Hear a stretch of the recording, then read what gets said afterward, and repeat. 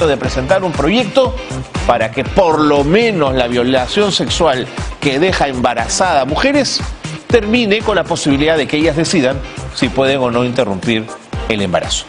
La congresista Ruth Luque está aquí y está profundamente decepcionada por lo que ocurrió en la Comisión de Justicia y Derechos Humanos. Bienvenida, congresista. ¿Qué tal? ¿Cómo está? Buenas noches.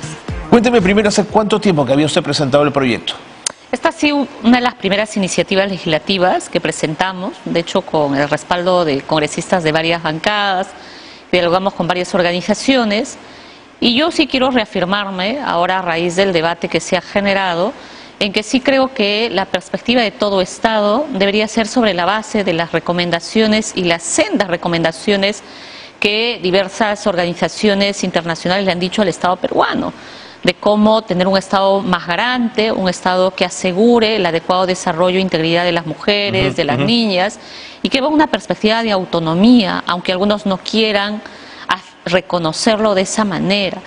Y hoy lo que ha sucedido, en realidad, ya para mí ni siquiera es una postura casi medieval, sino termina siendo una postura que niega la posibilidad de hablar de un tema real. Hoy día se han dicho algunas barbaridades, en realidad, en las fundamentaciones en contra. Una de las cosas, hay dos cosas que me parecen gravísimas, que yo quiero aprovechar esta entrevista para evidenciarlo. Una primera, por ejemplo, que ha mencionado la congresista Aguayo, cuando ella menciona y dice que no se puede ni hablar de violación sexual si no hay una sentencia judicial.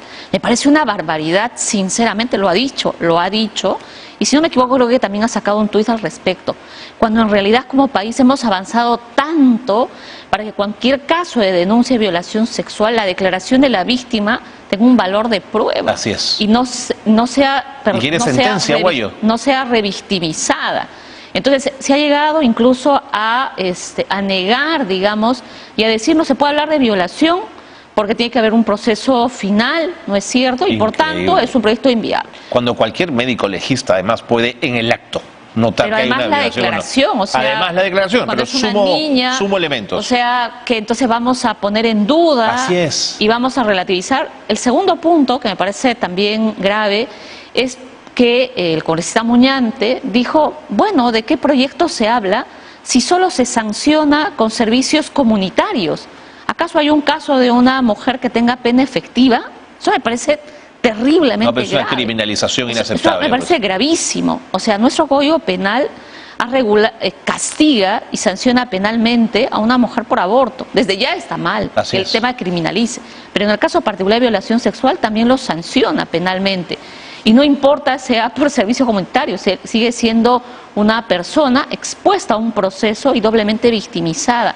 Entonces son dos afirmaciones sumamente son burdas, graves, dos afirmaciones que niegan la posibilidad de reconocer los derechos de la mujer, de una niña, a su desarrollo. Y la tortura para estas niñas, Ruth. Y finalmente esta lógica, ¿no es cierto?, de decir, bueno, hay que pedir opinión a la iglesia. O sea, yo soy muy respetuosa. Eso es increíble, porque tengo acá, lo apunté porque no lo podía creer. ¿Es verdad que invitaron a la Conferencia Episcopal Peruana para hablar de estos temas? Lo que pasa es que hoy día la Comisión de Justicia ha planteado dos debates de manera conjunta.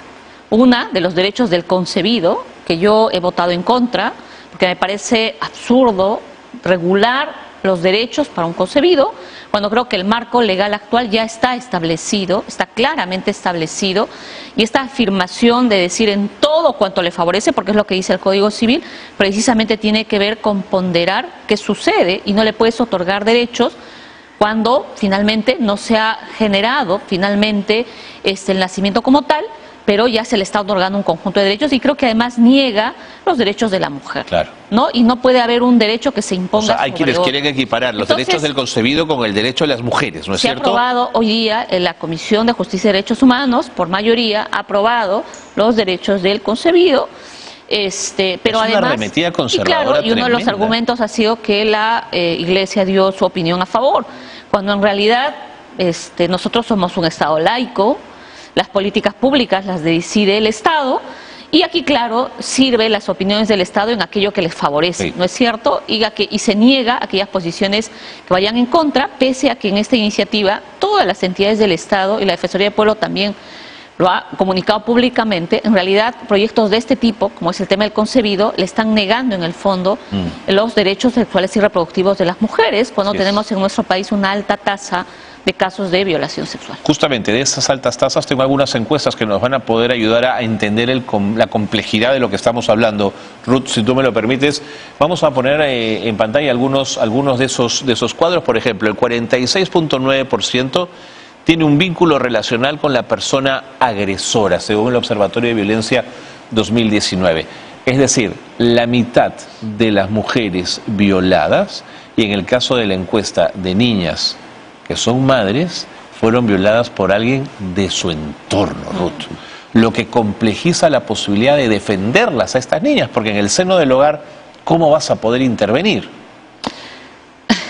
Precisamente por eso es que creo que necesitamos medidas afirmativas, ¿no?, de protección, no solo en términos de sanción, porque creo que iniciativas que hemos planteado para despenalizar, para generar mecanismos más ágiles, para que no se trunquen proyectos de vida de quienes han sido además violadas, vulneradas en sus derechos, no pueden luego decírseles que no se está afectando sus proyectos de vida. Eso es mentira. Por favor. Ninguna mujer, ninguna niña que ha sido víctima de violación sexual va a querer asumir un embarazo.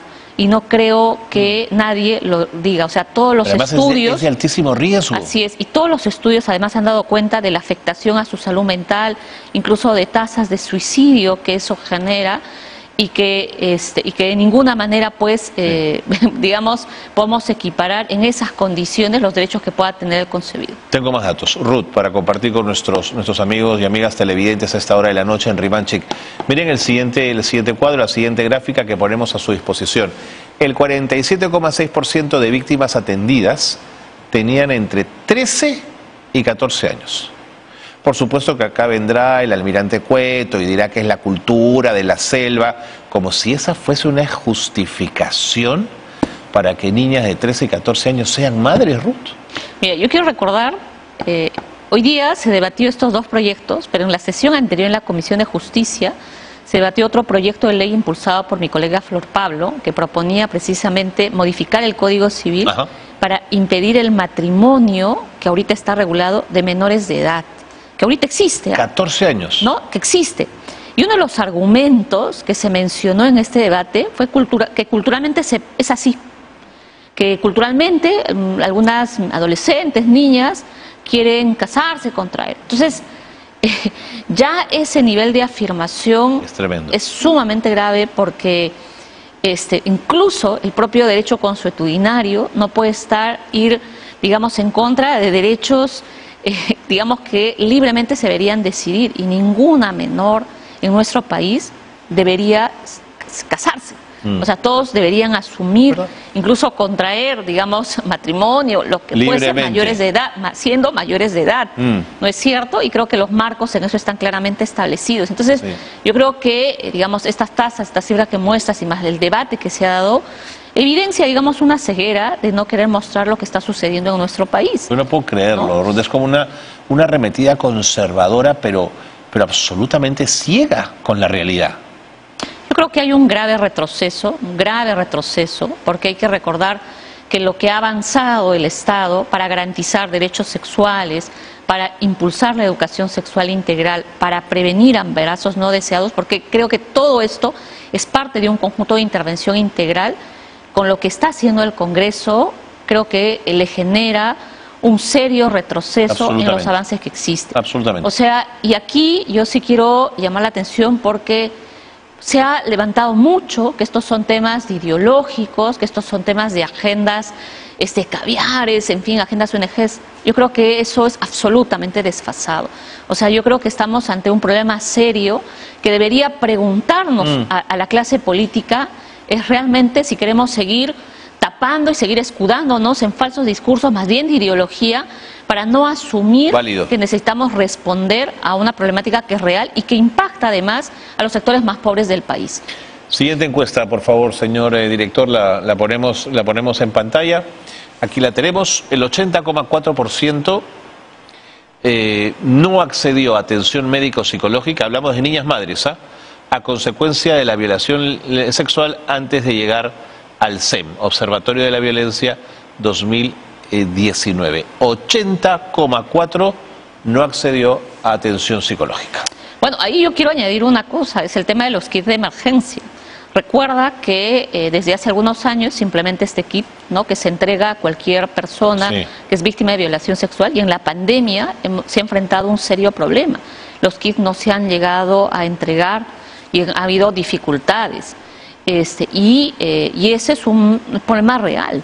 Y eso ha generado incluso limitaciones para que muchas víctimas no solamente tengan prevención, sino llegan luego de...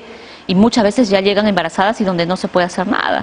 ¿No es cierto? Y donde a veces la respuesta, inclusive con el tema del protocolo del aborto terapéutico, termina siendo una odisea tan larga que obstaculiza y pone barreras y estigmatiza. O sea, ese es el otro gran problema, estigmatiza. De acuerdo. Ruth, hay un tema adicional que tenemos que mirar en todo esto, y es que mi sensación es que cada vez que sectores progresistas o de izquierdas como al que tú perteneces plantean estos temas, los conservadores interpretan que lo que se está buscando en la agenda progresista es abrir la baraja para todo tipo de abortos e interrupciones de embarazo. ¿Qué se le responde a quienes tienen esa sensación? Yo quería recurrir a un diálogo que tuve hace algún tiempo con una parlamentaria en Chile, que no era de la misma línea de izquierda, era más bien de la derecha, pero que coincidía plenamente en una perspectiva de asegurar derechos hacia las mujeres. Una derecha más moderna, pues. Entonces, yo creo que ese es el tema de fondo, ¿no? Cuando, digamos, se parten de posturas más bien ideologizadas en creer de que no podemos, que solo hay que asignarle un cúmulo de derechos, pero hay que negar el derecho hacia el otro, como el caso de lo que ahora ha sucedido con el tema del concebido, y no reconocer que las mujeres tienen derechos sexuales y reproductivos. Las mujeres tenemos derecho a decidir. Las mujeres tenemos también derecho a una maternidad libre, deseada. No entendemos ese concepto y esa integralidad de los derechos, y creemos que la dignidad solo lo tiene un sector de personas y no lo tiene otro sector, o creemos que la dignidad solo está asociada a la vida y es provida, y no se entiende que la dignidad tiene que ver además con el desarrollo, con la integridad, con la salud mental y con otros derechos que deriva. Yo creo que es imposible generar un diálogo, y más bien eso impone esas agendas ideológicas. Para mí, más bien lo que hacen, digamos, estos grupos es más bien imponer un tipo de ideología que niega la posibilidad de una afirmación de derechos. Y déjame añadir algo más. En aquellos países donde hay leyes que permiten la interrupción de los embarazos hasta cierta cantidad de semanas,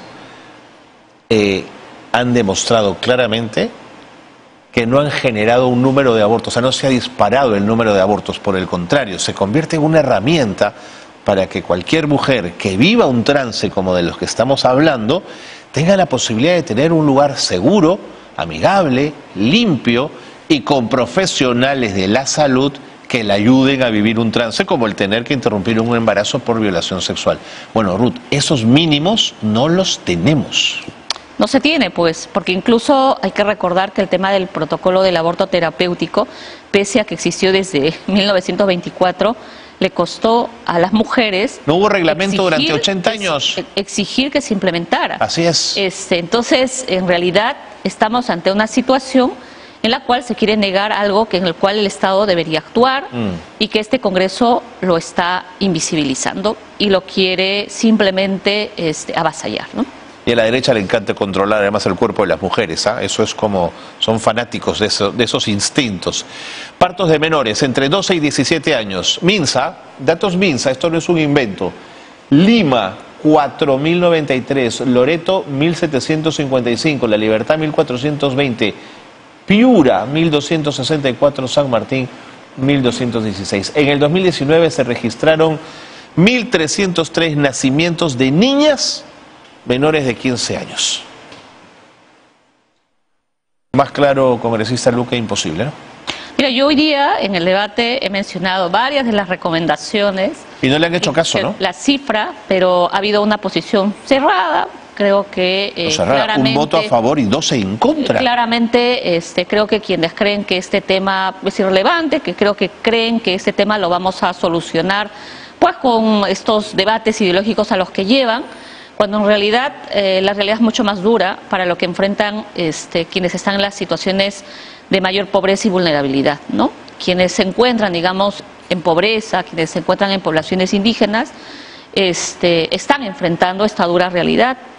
Y tarde o temprano yo sí creo que esto va a ser ley. Y esto va a venir evidentemente de la propia, de la propia organización, del propio movimiento, porque digamos los derechos van a avanzar, no se van a detener y por más ideas hoy ideológicas que se haya planteado, las mujeres pues y las adolescentes, que yo he visto varias organizaciones además movilizadas de distinta manera en el país, van a alzar su voz, y el Estado y el Congreso va a tener que mirar esa realidad y no va a poder seguir negándola. Muchas gracias, congresista Luque. Gracias por haber estado con nosotros esta noche. Ruth Luque, congresista de la bancada de Cambio Democrático Juntos por el Perú, ha estado con nosotros en el programa. Pausa y volvemos.